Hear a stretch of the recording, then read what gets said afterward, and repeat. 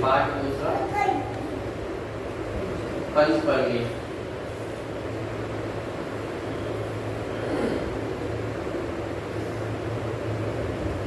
अभी तक बालदू भाग 1 और बालदू भाग 2 का आपने अध्ययन किया। अनेक अनेक विषय वहाँ पे आपने पढ़े।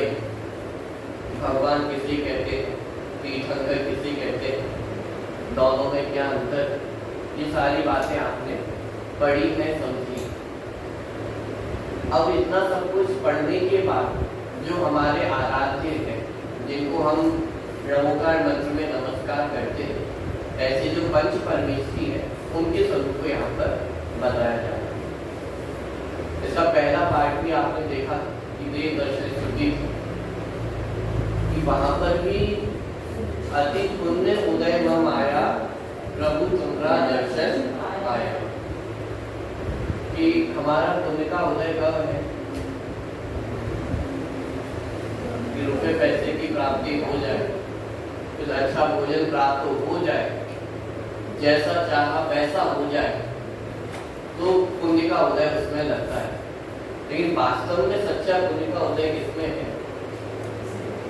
आज हमारे महापुण्य का उदय है कि हमें जिन भगवान के दर्शन प्राप्त हुए। तो आपके मन में प्रश्न खड़ा हो सकता है कि जब हम बालदू भाग 1, बालदू भाग 2 ये पढ़ के आ चुके हैं, तो हमें इतना भी नहीं पता कि देव दर्शन कैसे करते हैं, देव दर्शन का क्या मतलब है, वो स्तुति यहाँ पे क्यों दी? कि एक स्टेप और आगे हमें बढ़ना है। अरे देव दर्शन का सच्चा अर्थ क्या है? कि जिन्हें भगवान का स्वरूप समझ करके जैसे वो है वैसा ही मैं और वैसा बन सकता हूँ, इस बात को समझना। उसी तरह यहाँ पे पंच परमेश्वरी पाठ यहाँ पे आया हुआ है कि पंच परमेश्वरियों का स्वरूप भी क्यों समझना है। आगे इसमें चर्चा आएगी। पंच परमेश्वरियों की आज्ञा मानने का अर्थ क्या है? उनके बताए हुए मार्ग पर चलना, कि जिस मार्ग पे वे चले और जो मार्ग उन्होंने प्रशस्त किया है, उस मार्ग पे स्वयं भी चलना। इसलिए पंच परमेश्वरी का पाठ यहाँ पर देखिए। नमोकार मंत्र से इस पाठ की शुरुआत करें। एक बार सब मिलकर नमोकार मंत्र का पाठ करें।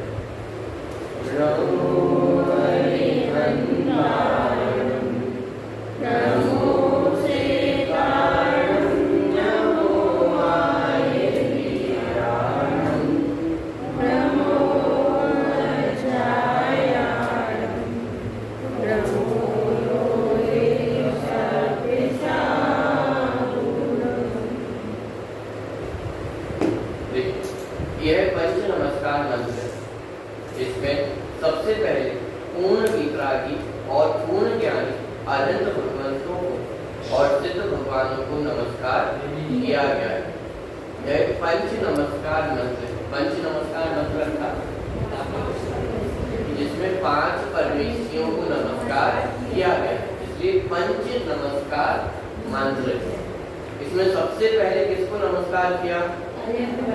कि अनंत भगवान और सिद्ध भगवान।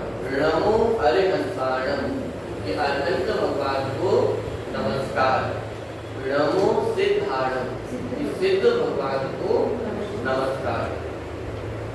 तो इसमें सबसे पहले पूर्ण वितरागी और पूर्ण ज्ञानी अनंत भगवान और सिद्ध भगवान को नमस्कार किया गया। उसके बाद वितराग मार्ग में चलने वाले मुनिराजों को नमस्कार किया गया, जिनमें आचार्य मुनिराज, उपाध्याय मुनिराज और सामान्य मुनिराज सब आ जाते हैं। इणमो आयरियाणम अर्थात सभी आचार्यों को नमस्कार। नमो उपाध्यायाय सभी उपाध्यायों को नमस्कार। और नमो लोए सर्व साधुना लोक में सभी साधुओं को नमस्कार। तो इस प्रकार 5 परमेश्वरी अनंत परमेश्वरी, सिद्ध परमेश्वरी, आचार्य परमेश्वरी, उपाध्याय परमेश्वरी और साधु परमेश्वरी। ठीक है। अब ये जो विभाजन यहाँ पे किया है कि सबसे पहले किसको नमस्कार किया? अनंत और सिद्ध भगवान, और बाद में आचार्य, उपाध्याय और साधु। ये 2 तरह से विभाजन क्यों किया?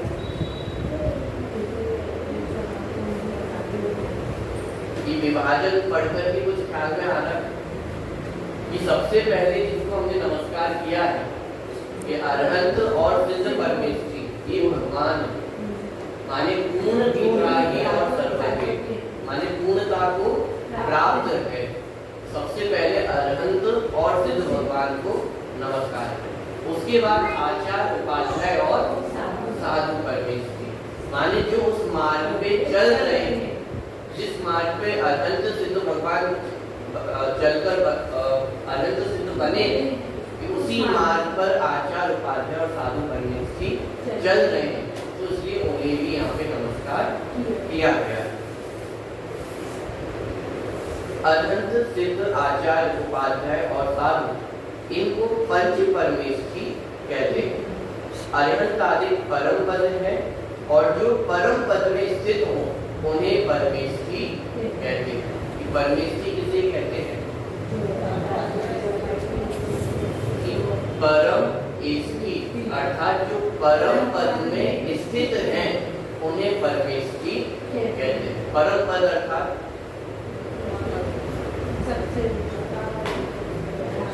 जो सबसे उत्कृष्ट पद है, इस लोक में जो सबसे उत्कृष्ट पद है वह परम पद है। और उस परम पद पे कौन विराजमान है?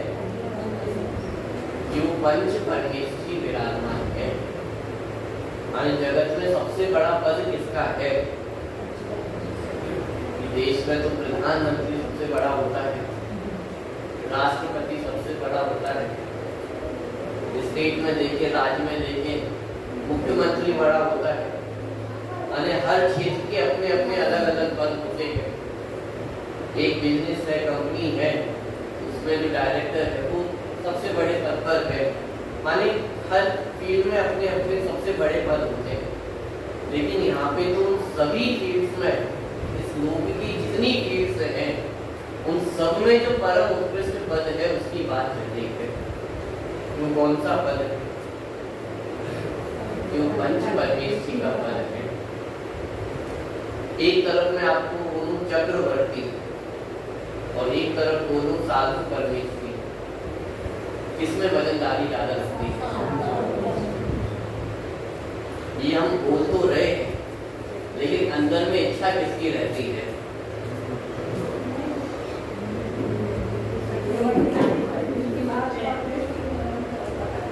चक्रवर्ती 6 खंड की संपदा, माने जिस भोग की कल्पना हम कर भी नहीं सकते हैं वो भोग उनको प्राप्त होते हैं।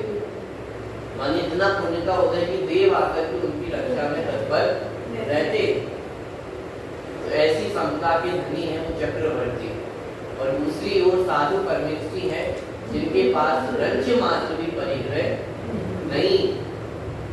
इसमें वजनदारी ज्यादा, वजनदारी अर्थात कि अंदर से इच्छा होती है या नहीं होती।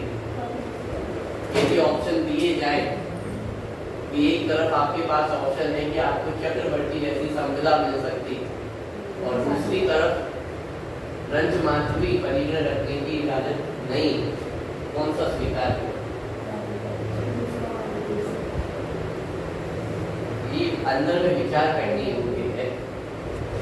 माने बोलना सरल है कि हमें साधु परमेश्वरी माने वो हमें स्वीकार है, लेकिन अंदर में हम अपने परिणामों को टटोले तो ख्याल में आएगा कि वास्तव में वो स्वीकार है या नहीं, वो परम पद लगता भी है या नहीं लगता है।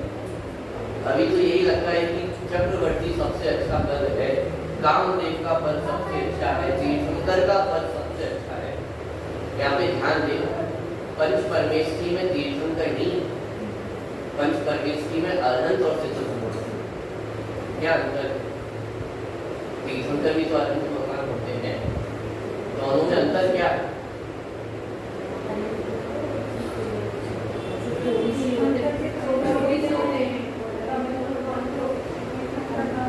ये 24 होते नहीं, वो भी तो अरहंत बनते हैं ना।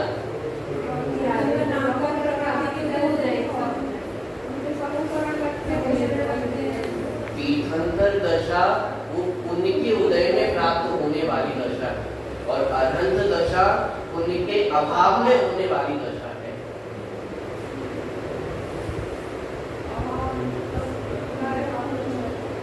अंतर क्या है? पुण्य के उदय से तीर्थंकर पद की प्राप्ति हो सकती है, लेकिन पुण्य के उदय से अरहंत पद की प्राप्ति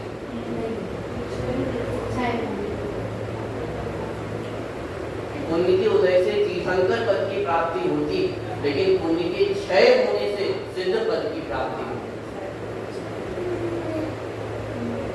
पंच परमेष्ठियों में तीर्थंकर पद नहीं, अरहंत और सिद्ध माने भगवान तीर्थंकर का नहीं, किसका है?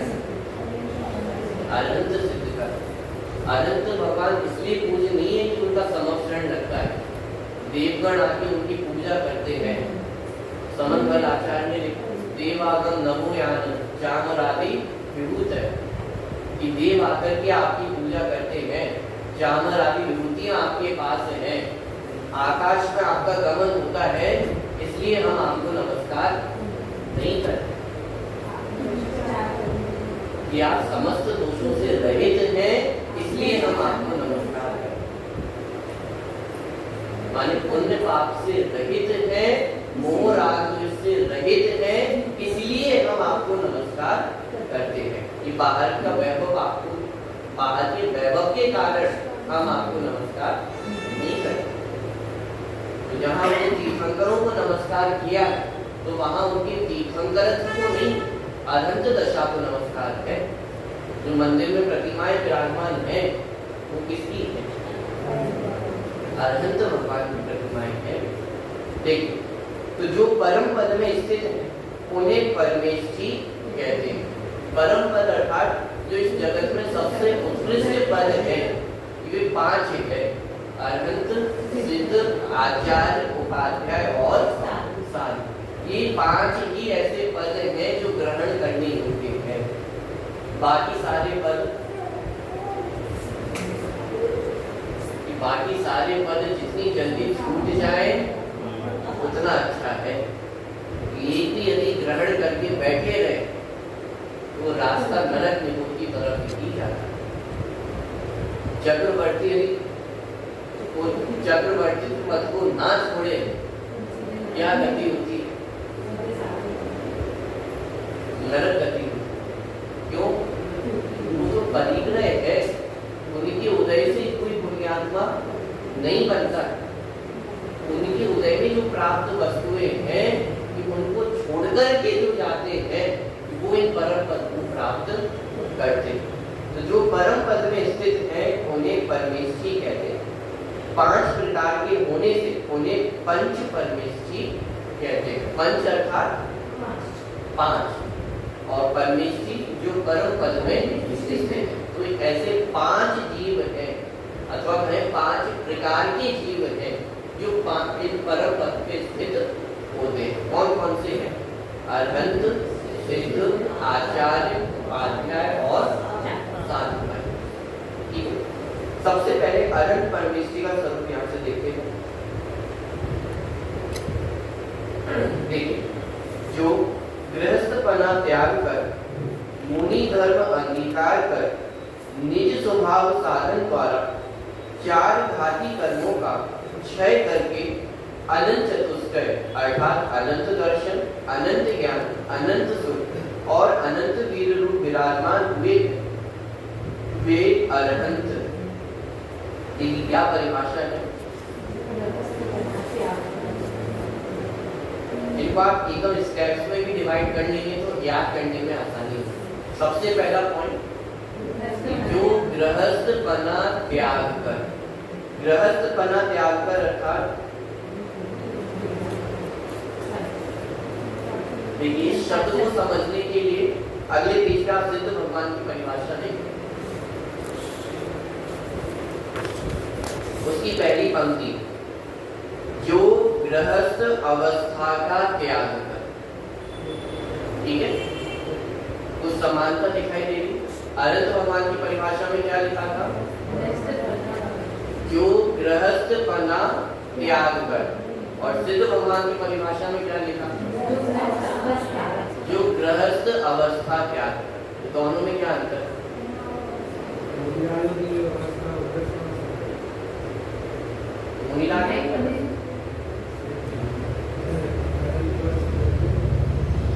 एक में लिखा गृहस्थपना त्याग कर और दूसरी परिभाषा में लिखा गृहस्थ अवस्था त्याग कर। दोनों में क्या अंतर? बहुत बढ़िया। गृहस्थपना अर्थात घर गृहस्थी के प्रति जो एकत्व ममत्व कर्तृत्व भोक्तृत्व है वो गृहस्थपना, और गृहस्थ अवस्था अर्थात कि बाहर में जो घर गृहस्थी है उसको छोड़कर। तो फिर ये दो उपाय अलग अलग है क्या? अनंत बनना हो तो गृहस्थपना छोड़ के काम चल जाएगा, और सिद्ध बनना हो तो घर गृहस्थी छोड़नी पड़ेगी। वास्तव में यहाँ पे ध्यान आकर्षित करवाने के लिए दो जगह अलग अलग शब्दों का प्रयोग किया है। टोडरमल की जो मोक्ष मार्ग प्रकाशक ग्रंथ है उसमें से परिभाषाएं ग्रहण की, माने मूल ये टोडरमल के शब्द है, वाक्य है।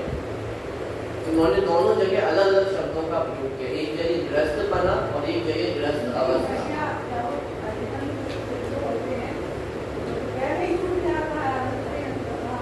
वही मैं बता रहा हूँ कि यहाँ पे जो अलग अलग शब्दों का प्रयोग है कि वहाँ पे एक जगह दोनों का ग्रहण करना, ध्यान आकर्षित कराने के लिए उन्होंने दो अलग अलग जगह दो अलग अलग शब्दों का प्रयोग किया। यदि दोनों जगह यही लिखते कि गृहस्थपना त्याग कर तो कोई ये समझ सकता था कि गृहस्थपना त्यागना है, गृहस्थ अवस्था त्यागना आवश्यक नहीं। और यदि दोनों जगह गृहस्थ अवस्था त्याग कर ऐसा लिखते तो ऐसा मान लिया जाता कि गृहस्थ अवस्था का त्याग करना जरूरी है, गृहस्थपना का त्याग हो या ना हो चल जाए। माने दोनों चीजों का अभाव आवश्यक है। एक तो घर गृहस्थी का छूटना और घर गृहस्थी के प्रति एकत्व ममत्व करते भोक्तृत्व का छूटना। घर गृहस्थी तो छूट गई लेकिन उसके प्रति एकत्व ममत्व नहीं छूटा। तो घर गृहस्थी का छोड़ना किसका? क्यों? क्योंकि हमारा उपयोग तो वहां पर उपयोग घर में ही, कि घर को छोड़ के आए हैं लेकिन उपयोग हमारा कहाँ पे है? घर में ही लगा हुआ है। जैसे बच्चे बाहर पढ़ने जाते हैं हॉस्टल वगैरह में, उनसे क्या कहा जाता है कि हॉस्टल जा रहे हो, घर छोड़ना है लेकिन अपना दिमाग घर में ही लगाकर मत रखो। क्यों? क्योंकि यदि घर की ही याद आती रहेगी तो फिर पढ़ाई में मन लगेगा या नहीं लगेगा? तो देखते हैं जिनका मन वहां से नहीं हट पाता है घर से, तो वापिस भी आ जाते हैं। तो ऐसा क्यों कि घर तो छूट गया लेकिन घर के प्रति जो राग था वो छूटा या नहीं? जैसे प्रौढ़ अवस्था हो जाती तो कहा जाता है कि भाई अब थोड़ा सा दुकानदारी कम करो, वहां पे उपयोग लगाना कम करो। क्यों कहा जाता है? कि यदि उस दुकानदारी में ही लगे रहेंगे तो फिर धर्म ध्यान कब करेंगे? अच्छा दुकान जाना तो बंद कर दिया लेकिन साहब क्या हिसाब रहा आज का, क्या हुआ, कितना सामान आया, कितना गया, कितना मुनाफा हुआ, उसको उधारी लेनी है, उसको देनी है, तो भी वो दुकानदारी छूटी है या नहीं? या अभी वो दुकानदारी नहीं छूटी? माने दुकानदारी छोड़ना और दुकानदारी के प्रति राग छोड़ना, जब तक ये दोनों चीजें नहीं छूटेंगी तब तक वो अनंत सिद्ध दशा प्रकट नहीं हो सकती। तो यहाँ पे जो लिखा जो गृहस्थपना त्याग कर, तो गृहस्थपना त्याग कर अर्थात कि घर गृहस्थी के प्रति जो एकल ममत्व है, कर्तव्य भोक्तृत्व है कि उसको छोड़कर, और जब उसके प्रति एकल ममत्व छूटेगा तो बाहर में घर गृहस्थी तो छूटेगी ही छूटेगी। ठीक है, तो यहाँ पे गृहस्थपना क्या करके दोनों चीजें करते, गृहस्थपना और गृहस्थ अवस्था, इन दोनों चीजें इसमें गर्भित। तो जो गृहस्थपना त्याग कर मुनि धर्म अंगीकार कर, गृहस्थपना छोड़कर क्या करना है कि मुनि धर्म अंगीकार करना है, कि जैसा मुनियादियों का स्वरूप है, जैसा मुनि धर्म है कि उसको अंगीकार करें निज स्वभाव साधन द्वारा। अब यहाँ पे अनंत भगवान कब बनते हैं कि जब 4 घातिया कर्मों का क्षय करें, और उन 4 घातिया कर्मों को क्षय करने का साधन क्या है? साधन अर्थात माध्यम, किसके द्वारा वो 4 घातिया कर्मों का क्षय होता है। वो साधन यहाँ पे बता रहे कि निज स्वभाव साधन द्वारा, माने 4 घातिया कर्मों को क्षय करने का साधन कौन है? निज, निज कौन है? मेरी आत्मा, मैं अलग हूँ और मेरी आत्मा कोई और है, यानी मैं स्वयं। निज स्वभाव साधन द्वारा माने अरहंत दशा प्राप्त करने के लिए किसकी आवश्यकता है? माने जगत में आप जाएंगे तो सुखी होने के लिए बल की आवश्यकता, नेसेसिटी वहां पे रहेगी। यदि सुखी होना है तो बाहर में इतनी अनुकूलता होनी चाहिए, ये होना चाहिए, वो होना चाहिए, तब जाकर के जीव सुखी हो सकता है। लेकिन यहाँ पे क्या कहते हैं? अनंत दशा प्रकट करने के लिए कितनी चीजों की आवश्यकता है?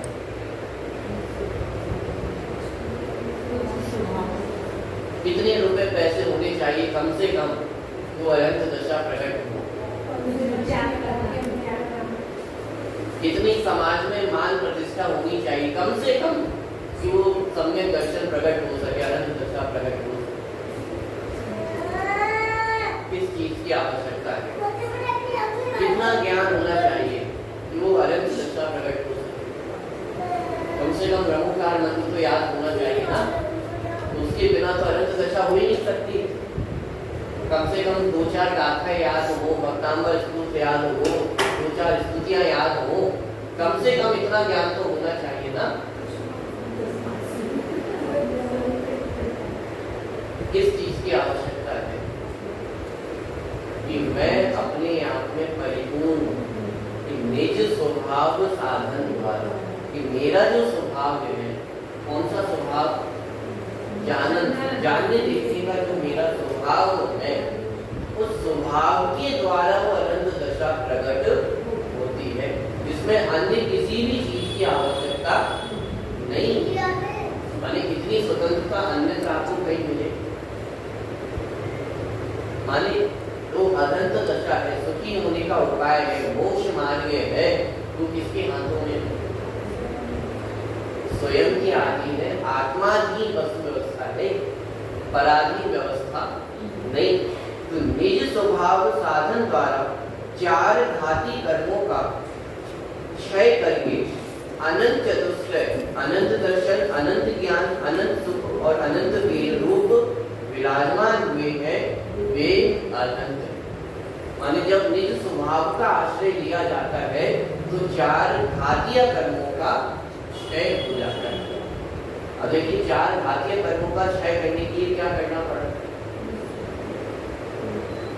उन 4 घातीय कर्मों से लड़ने जाना पड़ा कि पहले ज्ञाना मरण का अभाव करूंगा, फिर दर्शना मरण का, फिर मोहिनी का, एक कर्म का वो अभाव करना पड़ा। कि अपने स्वभाव का आश्रय लिया तो बाहर में वो 4 घातीय कर्मों का अभाव हो जाए, अनंत दशा प्रकट हो गई। अब उन बाकी के जो 4 घातीय कर्म है उनका अभाव करने के लिए क्या करना पड़ता हो? उपाय तो एक ही, अपने स्वभाव का आश्रय है तो बाहर में कर्मों का क्षय वो अपने आप होता चला जाता है। कर्मों में करने को कोई कुछ आवश्यकता नहीं, कर सकते नहीं, दोनों ही बातें करना संभव नहीं है और करने की आवश्यकता भी नहीं, क्योंकि अपना स्वभाव का जो आश्रय लेते हैं उनके बाहर में सारी चीजों का अभाव अपने आप होता है। तो निज स्वभाव साधन द्वारा 4 घातीय कर्मों का क्षय करें। 4 घातीय कर्म कौन कौन से? ज्ञानावरण, दर्शनावरण, मोहनीय और अनावरण, ये 4 घातीय कर्म। तो जब इन 4 घातीय कर्मों का अभाव होता है तो इनके अभाव होने से 4 गुण प्रकट होते हैं। वे 4 गुण अनंत चतुष्टय कहलाते हैं। अनंत अर्थात जो अनंत को प्राप्त हो गए, जिनका कोई अंत नहीं। चतुष्टय 4 प्रकार, ये 4 प्रकार के गुण कौन कौन से हैं?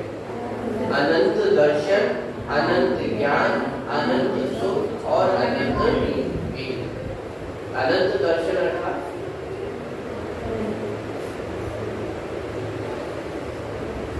लोक का जो सामान्य दर्शन है, जब उस समस्त पदार्थों का एक साथ।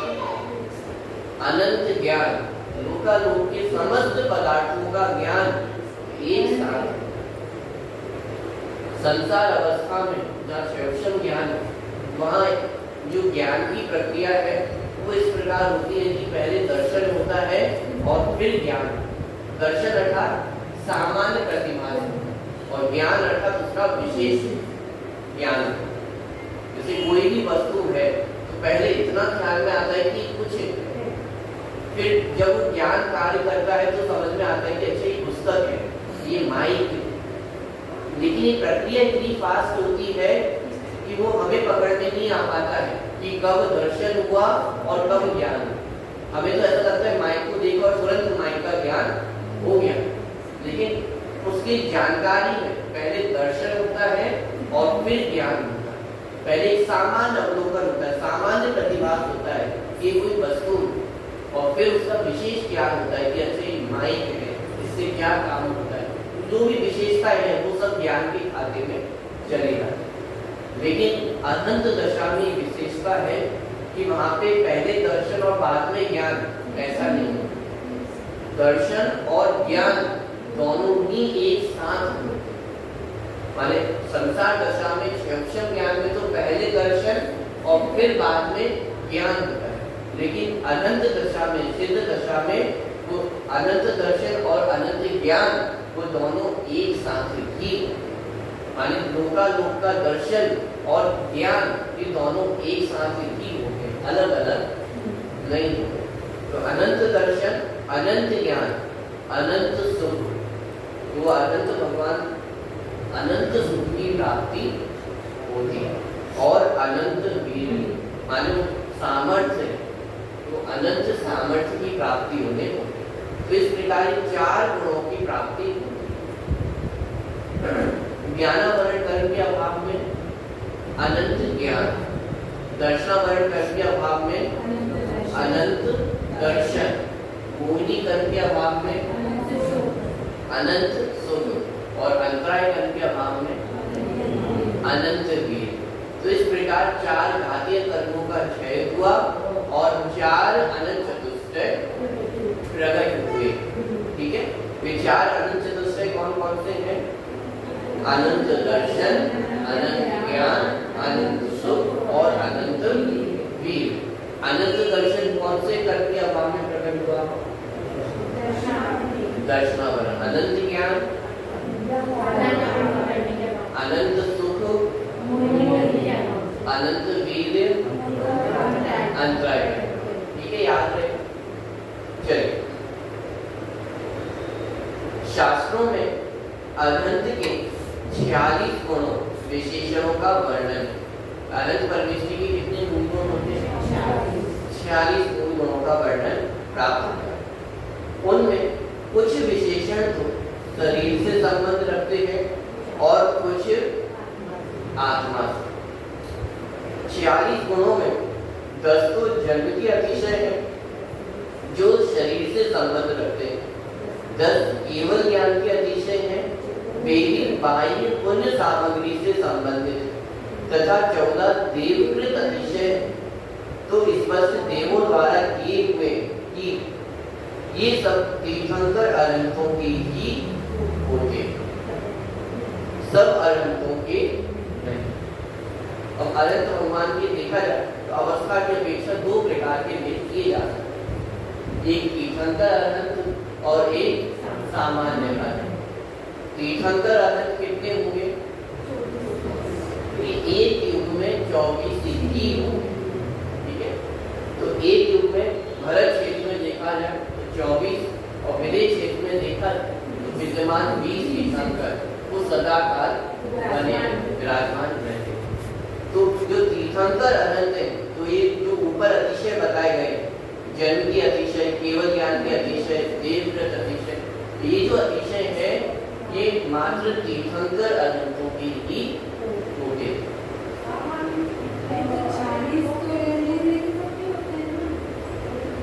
अनंत भगवान के 40 मूल गुण होते हैं, एक सामान्य कथन है। अब इसमें विशेषता में जाते हैं, फिर अलग अलग अनंतों की अपेक्षा से अलग अलग वर्णन किया जाएगा। लेकिन एक सामान्य कथन कि भाई अनंतों के कितने मूल गुण होते हैं, कि 46 मूल गुण होते हैं। अब इसमें सब सम्मिलित हो गए, तीर्थंकर अनंत भी शामिल हो गए हैं और सामान्य जो अनंत भगवान है वो भी सम्मिलित हो गए। और सामान्य अनंत कहकर के ऐसा नहीं कि उनमें कुछ सामान्य बना है और तीर्थंकर अनंतों में कुछ विशेष बना होता हो, ये ऐसा नहीं। अनंत चतुष्टय तो तीर्थंकर भगवान में भी है और सामान्य अनंत भगवान में भी, और वही वास्तव में उनका अनंत पन्ना है। यहाँ पे ये जो ऊपर लिखा हुआ था उनमें कुछ विशेषण तो शरीर से संबंध रखते हैं और कुछ आत्मा से संबंध रखते हैं। वास्तव में तो जो अनंत दशा है, तो जो अनंत ज्ञान, अनंत दर्शन, अनंत सुख और अनंत वीर प्रकट हुए, वही वास्तव में अनंत दशा है।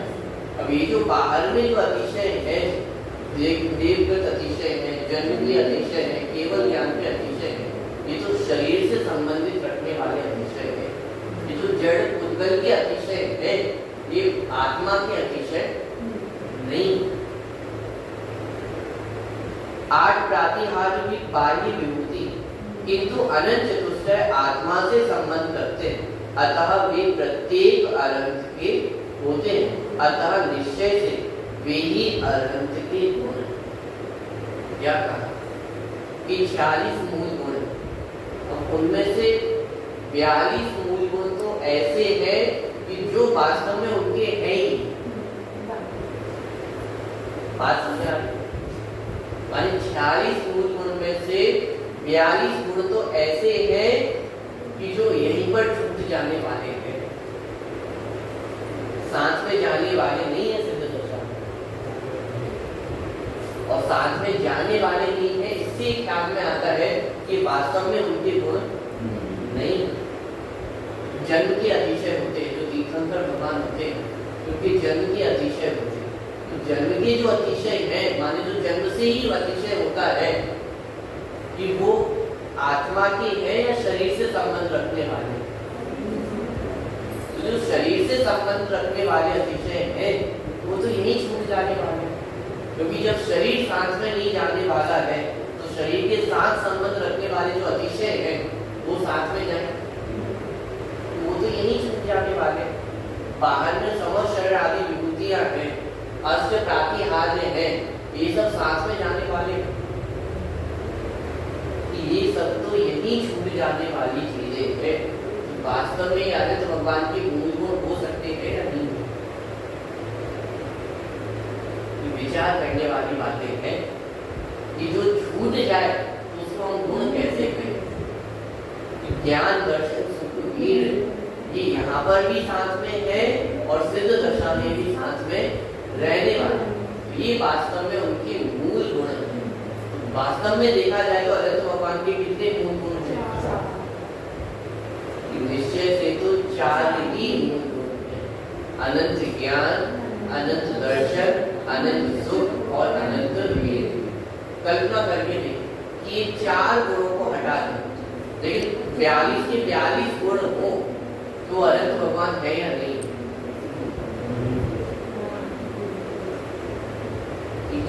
बस 4 गुणों को हटाया है, 46 में से सिर्फ 4 गुणों को हटाया है और 42 गुण है तो अनंत भगवान है या नहीं? अरे मेजोरिटी तो है ना, बहुमत तो है, सिर्फ 4 गुणों को हटाया गया है, 42 के 42 पूरे गुण है तो अनंत भगवान है या नहीं? यदि वे 4 गुण नहीं है और 42 के 42 गुण हो तो भी वे अनंत भगवान नहीं। रानी रेवती का उदाहरण 25 पे तीर्थंकर हुए, बाहर में सारा वो वैभव है, समर्पण लगा हुआ है, विभूतियां हैं, अस्त्र प्रातिहार हैं, वो सारी चीजें हैं, लेकिन वो नमस्कार करने गए कि नहीं? साहब पूरे तो मूल को दिखाई दे रहे हैं, जो अनंत भगवान की अवस्था होती है वो सारी चीजें दिखाई दे रही है, लेकिन फिर भी वे नमस्कार करने नहीं। क्यों? क्योंकि 24 ही होते और 25 पे होते नहीं। क्यों नहीं? अनंत दर्शन, अनंत ज्ञान, अनंत वीर, माया भी हो सकते हैं, माया भी ये सारी चीजें धारण कर सकते हैं, लेकिन अनंत ज्ञान दर्शन ये अनंत भगवान के मूल गुण, ये वास्तविक गुण है। ये हो और बाहर में विभूतियां ना हो तो भी चलेगा, लेकिन मूल गुण ना हो बाकी सारी चीजें हो तो अनंत दशा नहीं हो सकती, क्योंकि अनंत दशा किसका नाम है? समक्षण करने का नाम अनंत दशा नहीं, विविध खिड़ने का नाम अनंत दशा नहीं। अनंतों में एक भेद है कि मूक केवली होते, उनकी दिव्य ध्वनि ही नहीं मिलती, उनकी भाषा ही नहीं होती, माने मूक केवली होते हैं, बिना बोले, बिना उनकी दिव्य ध्वनि के ही मोक्ष की प्राप्ति, सिद्ध दशा को प्राप्त करते हैं।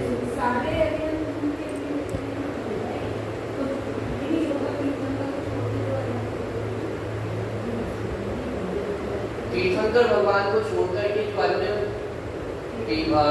आनंद है उनका एक बार देखना पड़ेगा कि देवध्वनि हुई या नहीं।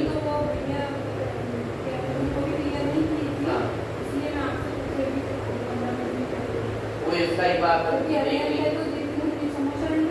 तीर्थंकर में तो ये नियम है कि उनकी देवध्वनि फिरती ही फिरती, अन्य अनंत भगवान की फिरती है नहीं, इसका एक बार देखिए।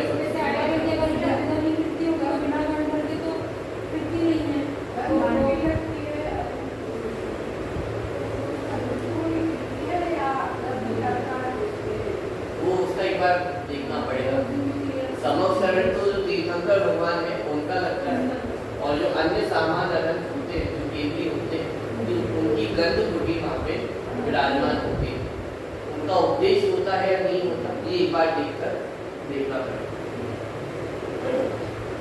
तो इसी तरह कुछ ऐसे भी केवली होते हैं जो उपसर्ग केवली होते हैं, माने उपसर्ग हुआ, उपसर्ग होते होते ही उन्होंने 4 बाह्य कर्मों का क्षय किया और अनंत दशा को प्राप्त हो जाए।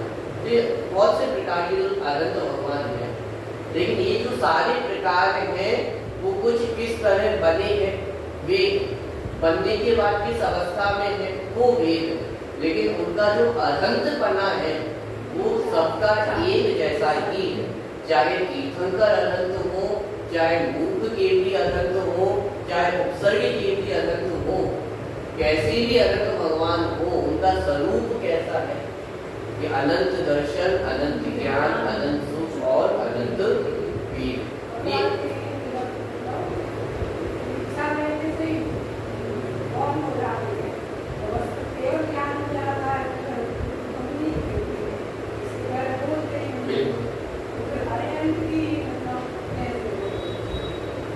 क्या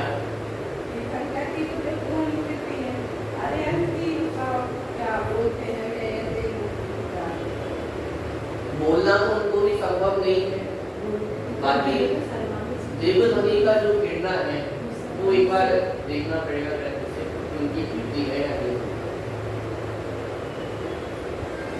देखिए अंतिम दूसरी पंक्ति, किंतु अनंत चतुष्टय आत्मा से संबंध रखते हैं, अतः वे प्रत्येक अनंत के होते हैं।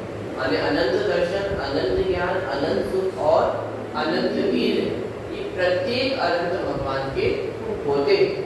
अतः निश्चय से वे ही अनंत के गुण। निश्चय से देखा जाए तो अनंत भगवान के 4 ही मूल गुण हैं, और व्यवहार से देखा जाए तो 42 मूल गुण भी वो अनंत भगवान के कहे जाते हैं। इस प्रकार टोटल कितने मूल गुण हुए? 46 मूल गुण अनंत भगवान के होते हैं। तो इस प्रकार ये अनंत भगवान का स्वरूप था। अब इसमें थोड़ा सा होमवर्क आपको है। ये जो 46 मूल गुण है उनमें से 4 तो आपको याद हो गए, और जो बाकी के 42 मूल गुण हैं वो आपको खोज कर लाने। हाँ, हेडिंग तो वहाँ पे नहीं है कि जन्म के कितने हैं, केवल ज्ञान के कितने हैं, वो हेडिंग तो वहाँ पे नहीं है, उनके नाम आपको खोज कर लाने। ठीक है, ये आपका